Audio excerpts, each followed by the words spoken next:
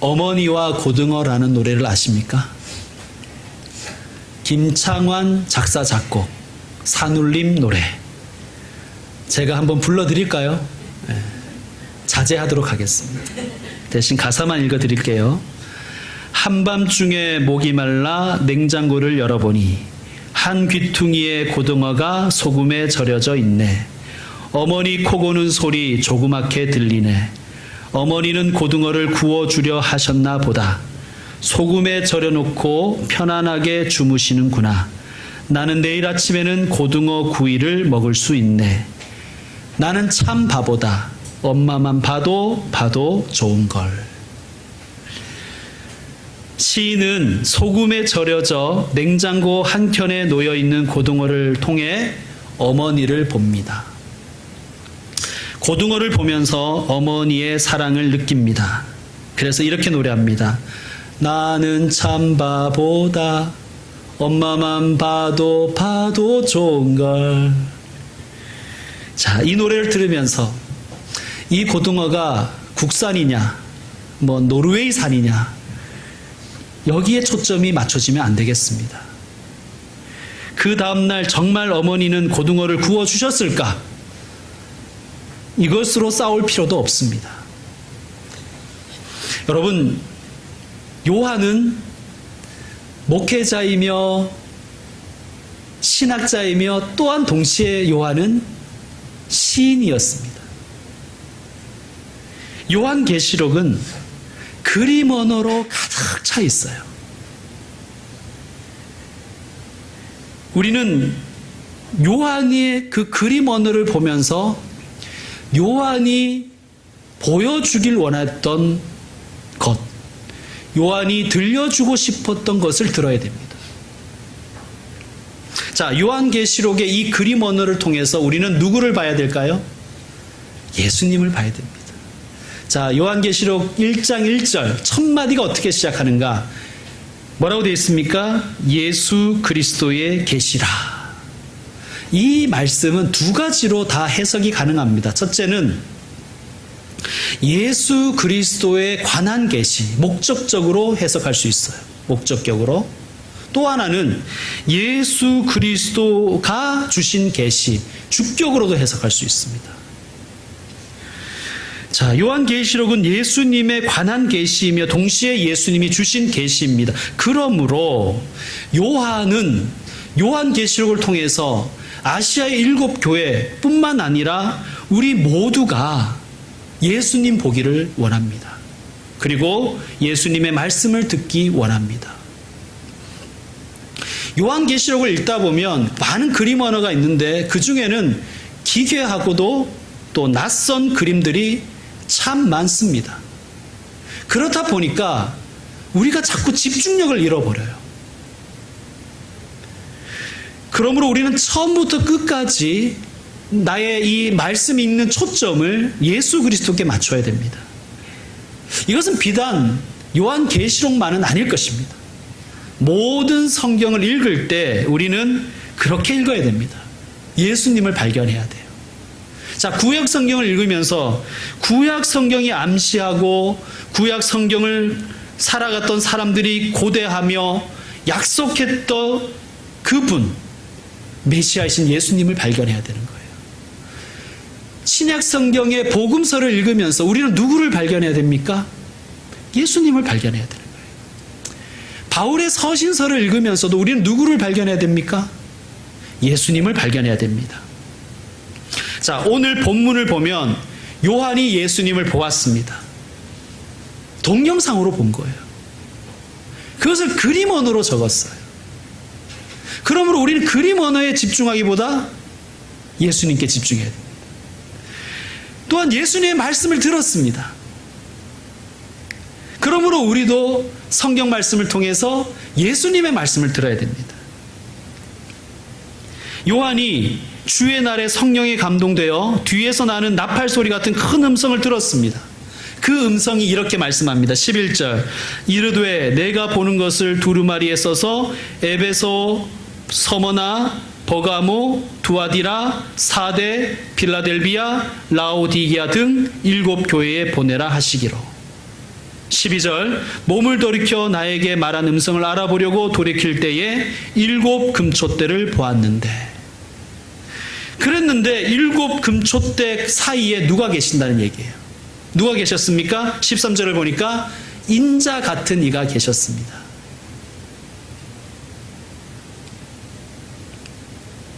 인자는 다니엘서에서 예언한 메시아의 호칭입니다. 우리는 인자가 누구인지를 압니다. 인자 같은 분이 누구십니까? 예수 그리스도이십니다. 자, 13절에서 16절까지는 예수님께서 요한에게 자기를 계시하신 모습이 요한의 그림 언어를 통해서 제시되어 있습니다. 주보에 보면, 주보에 제가 그 요한의 그림 언어가 어떤 의미인지, 그리고 그 구약의 어느 본문에서 인용되었는지를 밝혀두었습니다. 여러분, 설교를 듣다 보면 다른 말씀을 찾아보자 뭐 이런 얘기를 간혹 하잖아요. 왜 그렇게 할까요? 성경은 서로 지지하기 때문입니다. 성경은 성경과 깊은 연관성을 가지고 있기 때문입니다. 그러므로 성경의 전체 흐름 가운데서 요한계시록을 읽어야 돼요. 자, 요한계시록은 총 404구절로 되어 있어요. 그런데 요한계시록이 인용한 구약의 말씀이 518절입니다. 그런데 다른 성경의 흐름과 관계없이 요한계시록을 읽는다는 것은 말도 되지 않는 것이죠. 마치 그것은 소설을 읽는데 앞에는 다 건너뛰고 내가 마지막 장만 읽겠다는 것과 똑같은 것입니다. 실제로 앞에 책들 65권은 읽어보지 않고 요한계시록만 읽겠다고 하다가 헤매는 분들을 굉장히 많이 만납니다. 자, 주보의 표를 한번 보십시오. 예수님을 7가지로 묘사했습니다. 또 그 의미는 이런 것입니다. 그 인용은 주표에 나온 것 같습니다. 정리하면 이래요. 하나님이시며 메시아이신 예수님은 제사장이며 중보자이시다. 지혜와 위엄과 통찰력을 가지셨고 흔들리지 않으시며 고귀하시고 강력하십니다. 저항할 수 없는 말씀의 권능을 가지신 예수님께서 교회를 오른손으로 붙들고 계십니다. 교회를 박해하는 사탄과 그의 추종자들을 심판하실 것이며 교회와 성도를 향하여 해같이 따뜻한 사랑을 베푸시며 최후 승리하게 하실 것입니다. 를 요한이 발견한 예수님을 통해서 우리에게 제시하는 것입니다. 이 예수님이 7 금초대 사이에 계신다는 거예요. 20절에 보면 7 금초대가 의미하는 것이 무엇인지도 잘 밝혀두었습니다. 무엇입니까? 7 교회. 7 교회는 모든 교회의 대표입니다. 예수님은 교회의 중심에 계신다는 말씀이에요.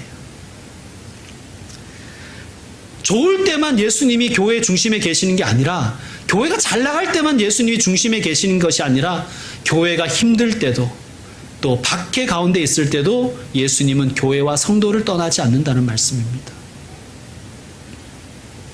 오늘날 우리 교회를 비롯해서 한국교회와 세계교회는 정말 많은 문제를 가지고 있습니다. 그래서 어떤 이들은 교회의 이중성, 비겁함, 위선, 잔인함 때문에 교회에 대한 심한 거부감을 가지고 있습니다. 그래서 어떤 이들은 교회를 떠나 가나안 성도가 되었습니다. 가나안 성도라는 것은 가나안을 뒤집어 읽으면 안 나가이죠. 안 나가. 교회에 안 나가는 성도가 그렇게 많다는 거예요. 추정컨대 한국의 가나안 성도가 200만 명이라고 합니다.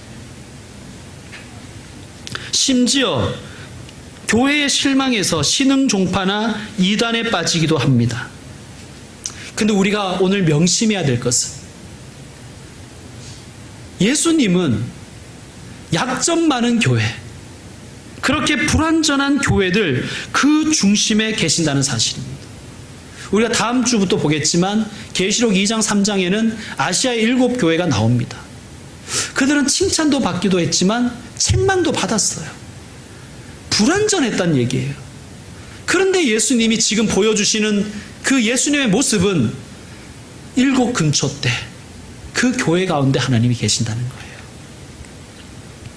자, 사도 요한은 그 예수님을 보았고 또한 그분의 말씀을 들었습니다. 우리도 그 예수님을 보아야 되고 그분의 말씀을 들어야 되는 거예요. 자, 예수님 뭐라 그러셨냐면 17절에서 20절에 나와요. 17절 후반부에 예수님의 첫 마디가 뭐냐? 뭡니까? 두려워하지 말라예요. 두려워하지 말라. 왜 이 말씀을 하셨을까요? 하나도 안 두려워가 있는데 두려워하지 말라 하면 뭐래? 이렇게 쓸 거 아닙니까? 두려워하고 있으니까 두려워하지 말라고 하신 거예요. 그러면서 뭐라고 그러셨냐면 나는 처음이요 마지막이다 이렇게 말씀하셨어요. 이거 어디서 많이 들어보셨잖아요. 우리가 1장 8절 할 때 하나님이 자기를 그렇게 표현하신 거예요. 나는 알파와 오메가다. 즉 이게 무슨 말씀입니까? 두려워하지 말아라. 내가 하나님이다. 하나님은 눈으로 볼 수 없으나 나는 눈으로 볼 수 있게 너희에게 임한다. 자, 18절을 보시면 뭐라고 말씀하시냐면 살아있는 자라 내가 전에 죽었었노라 볼지어다 이제 세세토록 살아있어 사망과 음부의 열쇠를 가졌노니. 아멘. 예수님의 부활을 설명하시면서 말씀하시면서 이렇게 말씀하시죠. 볼지어다 이제는 세세토록 살아있다. 영원히 산다는 말씀입니다. 나는 세세토록 살아있다라는 이 선포는 단 한 분, 하나님만 하실 수 있는 선포예요. 제가 주보에 신명기 말씀 32장 말씀을 수록해 두었습니다. 우리 함께 주보에 있는 신명기 말씀 읽어보겠습니다. 시작. 이제는 나 곧 내가 그인 줄 알라. 나 외에는 신이 없도다. 나는 죽이기도 하며 살리기도 하며 상하게도 하며 낫게도 하나니 내 손에서 능히 빼앗을 자가 없도다. 이는 내가 하늘을 향하여 내 손을 들고 말하기를 내가 영원히 살리라 하였노라. 아멘. 세세토록 살아계신 이가 예수님이시라는 거예요. 예수님이 자기를 그렇게 표현하신 거예요. 그러면서 또 동시에 뭐라 그러셨냐면 사망과 음부의 열쇠를 가지고 있다. 예수님이 세세토록 살아계신 하나님이신데 그분 손에 뭐가 있다는 거예요? 사망과 음부의 열쇠가 있더라는 거예요. 요한이 보니. 자, 그런데 이거 그림 언어라 그랬죠, 그죠? 자, 사망과 음부의 열쇠를 가지셨다는 말은 정말 그 물리적인 키를 이야기하는 걸까요? 물리적인 열쇠. 그리고 예수님 손을 보니까 키가 한 자루 들려 있었다. 이런 의미일까요? 그게 아니라 우리는 이런 말을 씁니다. 키포인트, 키워드 이런 말을 쓰잖아요. 사망과 음부의 열쇠를 가졌다는 말씀은 사망과 음부의 권한을 가지고 있다는 뜻입니다. 어떤 생각이 드십니까? 예수 그리스도께서 사망과 음부의 권세를 가지고 있다. 권한을 가지고 있다는 것이 그 말씀을 주실 때 어떤 의미가 있겠습니까? 어떤 느낌이 드십니까? 사망과 음부의 권세를 두려워하는 자들에게 주시는 말씀입니다. 자, 그러므로 예수님이 하시는 말씀은 뭐냐? 사망과 음부의 권세가 내게 있으니 너희는 로마 황제를 두려워하지 말아라. 세상을 두려워하지 말아라. 사망과 음부, 즉 죽음과 죽음 이후를 다스리시는 권세가 예수님께 있다는 거예요. 그러므로 우리의 죽음도 죽음 이후도 다 주님 손에 있습니다. 그러므로 세상을 두려워할 필요 없는 거예요. 세상에게 쫄 필요가 없는 거예요. 비겁하고 부정직하게 살 필요가 없는 거예요. 이 세상은 길어봐야 100년입니다. 여러분 100년 더 사시겠습니까? 뭐 앞으로. 저주하는 게 아니고요. 냉정하게 봤을 때 제가 앞으로 한 100년 더 살까요? 그러나 우리의 죽음과 죽음 이후는 영원합니다. 그러나 누구를 두려워해야 돼요? 하나님이시죠. 예수님만 두려워하면 됩니다. 그분만 경외하면 되겠습니다. 자, 19절에 이렇게 되어 있습니다. 그러므로 내가 본 것과 지금 있는 일과 장차 될 일을 기록하라. 그러므로 내가 본 것, 요한이 본 것, 그리고 지금 있는 일, 장차 될 일이 요한계시록의 내용이에요. 네가 본 것은 조금 후에 제가 설명하겠습니다. 먼저 지금 있는 일, 그러니까 요한계시록에는 지금 있는 일이 있다는 거예요. 지금 있는 일이라는 것은 언제를 얘기할까요? 지금 21세기 이때를 의미하는 걸까요? 아니죠. 요한이 살던 AD 1세기의 지금입니다. 그러니까 요한과 아무 상관없는 현대의 이야기를 자꾸 성경에다 집어넣으면 안 돼요. 일단 요한계시록은 요한의 지금의 이야기가 있다. 그것을 먼저 알아야 됩니다. 그 다음에 요한계시록엔 또 어떤 이야기가 있냐면 장차 될 일에 대한 내용들이 들어가 있다는 거예요. 그러니까 요한계시록에는 종말과 말세와 예수님 재림과 새하늘과 새 땅에 대한 내용도 들어가 있는 것입니다. 그런데 참 우리가 주의해서 봐야 될 것은요, 이 한글 개역 성경은 장차라는 단어를 넣었지만 원래 헬라어 원문에는 이 장차가 없어요. 이게 장차가 들어가니까 좀 먼 훗날의 이야기 같잖아요. 언젠가 말세 때 막 무슨 환란이 있고 예수님의 재림이 있고 이렇게만 자꾸만 생각. 그래서 요한계시록을 노스트라다무스 뭐 이런 거 비슷하게 생각하는 경향이 우리에게 있는 거예요. 사실은 내가 본 것과 지금 있는 일과 될 일 이렇게 되어 있습니다. 될 일. 그러니까 요한과 아무 상관없는 될 일이 아니에요. 요한이 보낸 편지, 요한계시록을 받아보는 아시아 7교회와 아무 상관없는 미래의 일이 아니에요.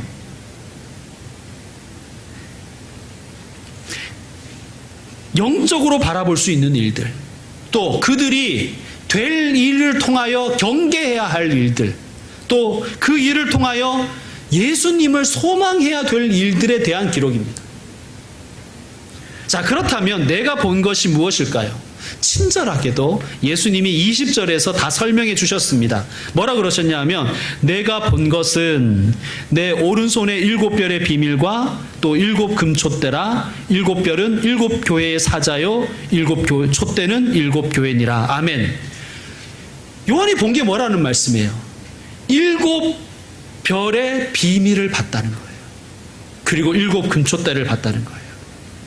그런데 이 비밀이라는 단어 때문에 얼마나 많은 이단이 생겼는지 몰라요.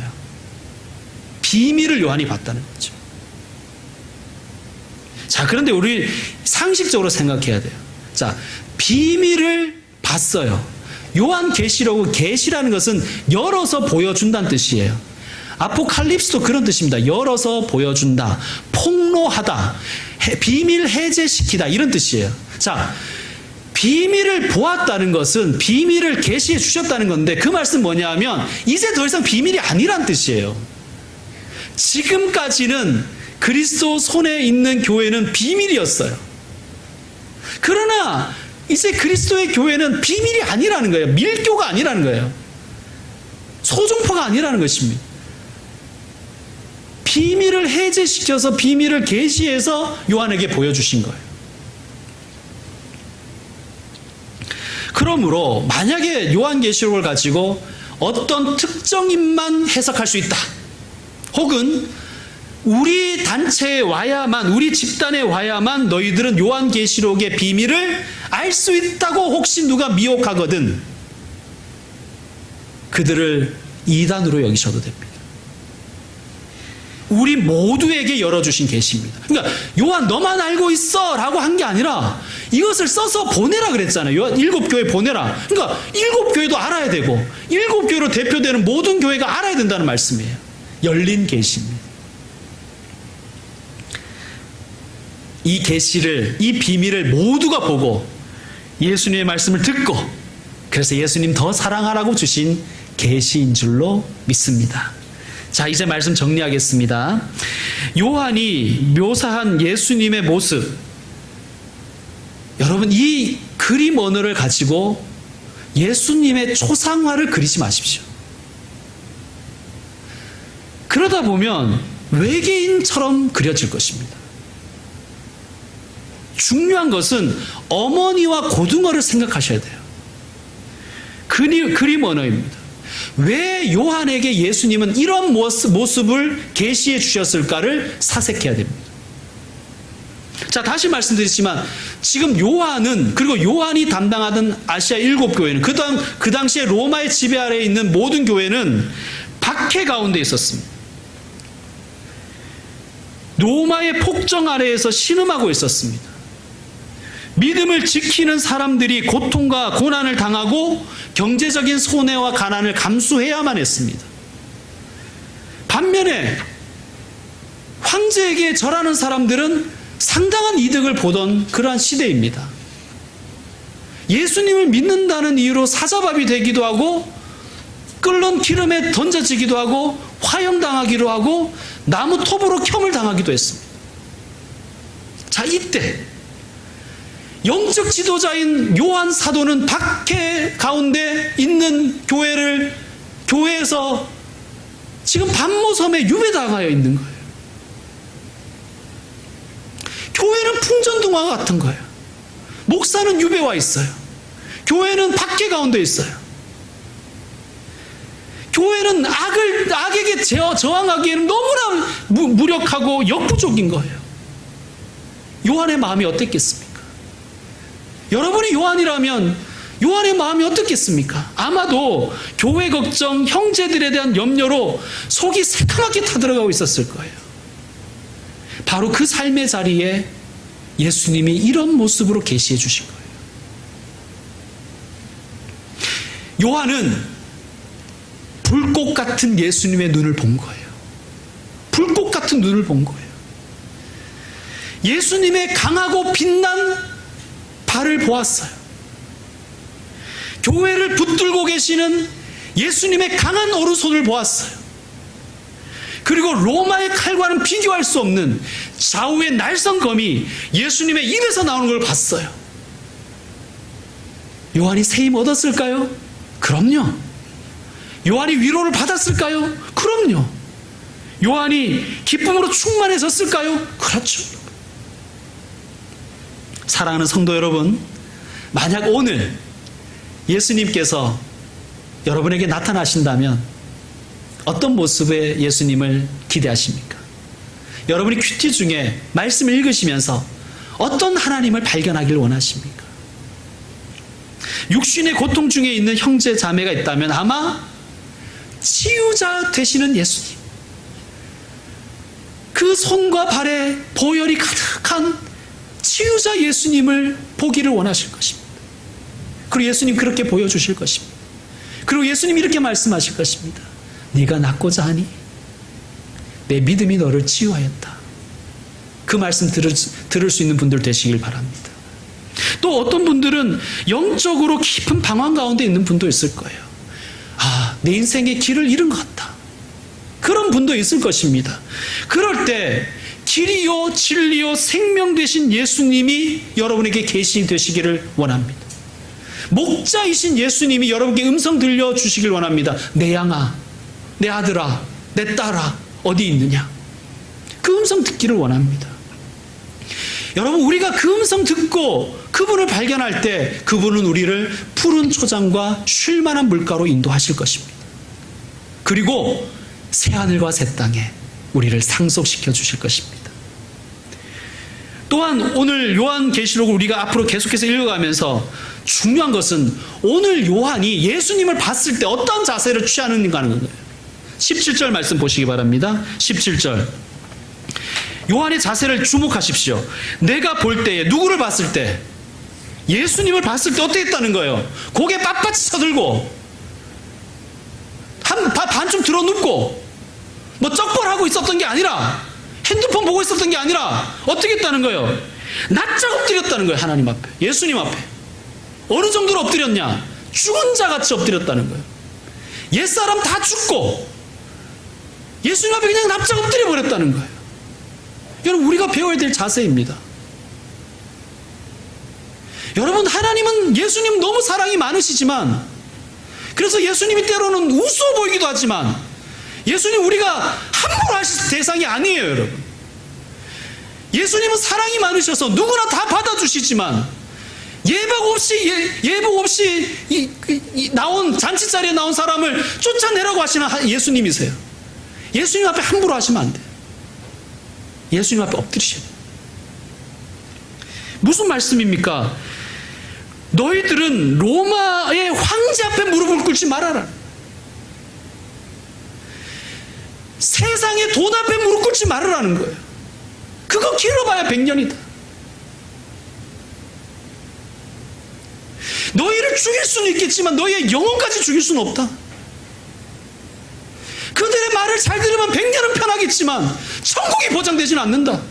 누구 앞에 무릎을 꿇으라? 예수님 앞에만 무릎을 꿇으라. 예수님만 예배하라는 거예요. 예수님만 경배하라는 거예요. 그것이 요한이 우리에게 보여주는 그림원으로 보여주는 교훈입니다. 여러분, 우리가 엎드릴 분 오직 예수님입니다.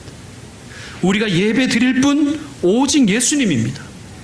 죽음 같은 고난이 있을지라도 내가 차라리 죽겠다고 엎드리는 것이 예수님 앞에 우리가 가져야 될 자세입니다.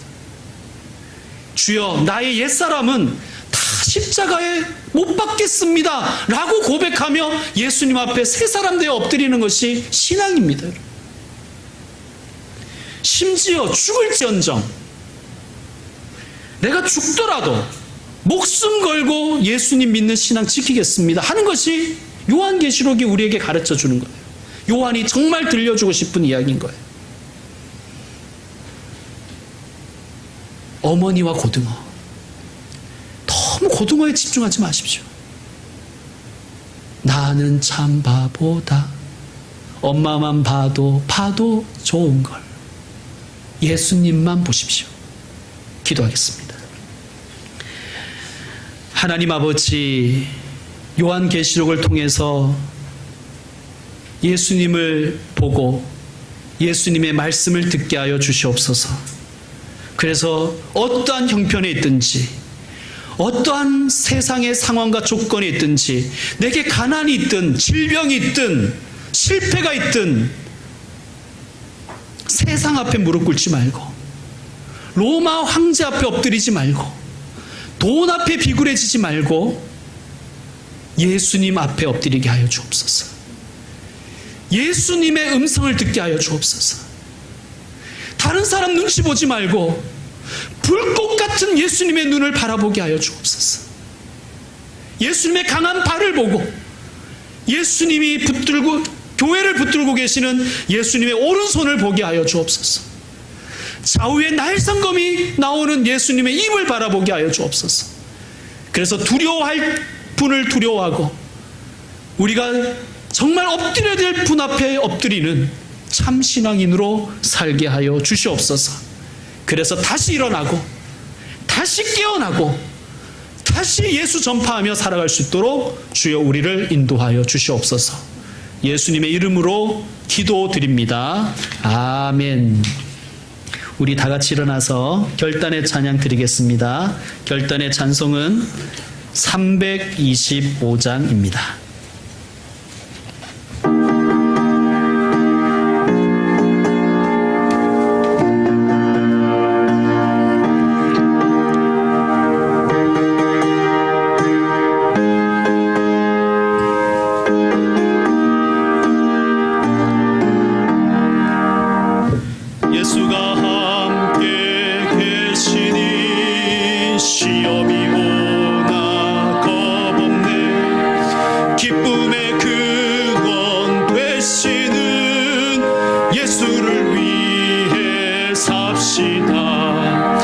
날마다 주를 섬기며 언제나 주를 기리고 그 사랑 안에 살면서 딴 길로 가지 맙시다. 이 세상 사는 동안에 주 이름 전파하면서 무한한 복락 주시는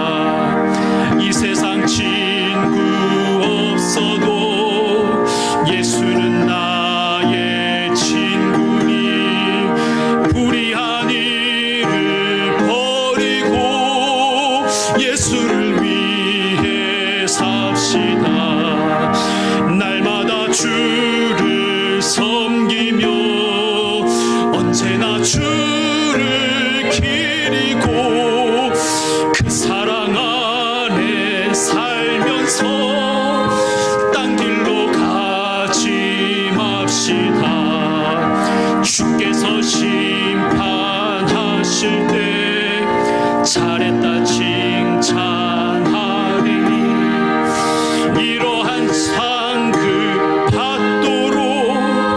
예수를 위해 삽시다. 날마다 주를 섬기며 언제나 주를 기리고 그 사랑 안에 살면서 딴 길로 가지 맙시다. 사랑하는 교회 여러분, 우리는 이 예배를 마치면 세상으로 나아갑니다. 주님이 우리를 세상 가운데 보내십니다. 거기에는 시험이 있습니다. 환난도 있습니다. 우리를 겁먹게 하는 것들이 있고 우리의 눈을 팔게 하는 것들이 분명히 존재합니다. 그런데 여러분 명심하십시오. 이 세상은 길어봐야 100년입니다. 우리에겐 영원한 생명이 있습니다. 로마 앞에 무릎 꿇지 말고, 돈 앞에 무릎 꿇지 말고, 돈 앞에 비굴해지지 말고, 세상 눈치 보지 말고, 심판하시는 예수님을 바라보고 잘했다 칭찬받는 그 상급 바라보며 예수님 위에 살아가십시다.